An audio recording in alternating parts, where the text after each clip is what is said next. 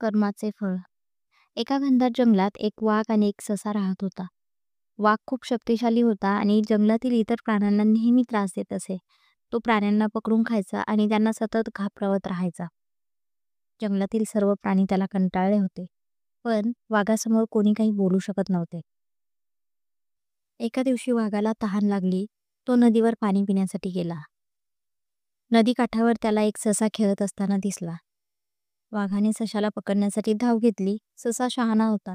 त्याने पटकन विचार केला, वाघाला याच त्याच्या कर्माचा धडा शिकवायला हवा. ससा वाघाला म्हणाला, राजा, तुम्हाला भूक लागली असेल तर मी तुम्हाला मोठे जेवण दाखवतो.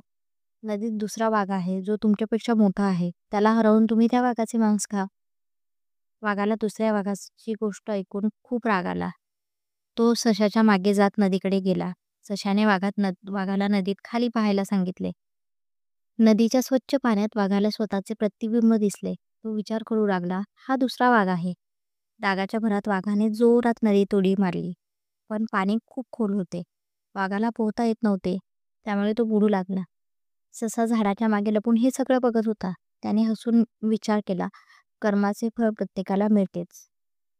वाघाच्या अहंकारामुळे त्याचा अंत झाला आणि जंगलातील सर्व प्राणी आनंदाने एकत्र राहू लागले. या गोष्टीतून आपल्याला शिकवण मिळते की दुसऱ्यांना त्रास देणाऱ्याला त्याच्या वाईट कर्माचे फळ नक्कीच मिळते. धन्यवाद.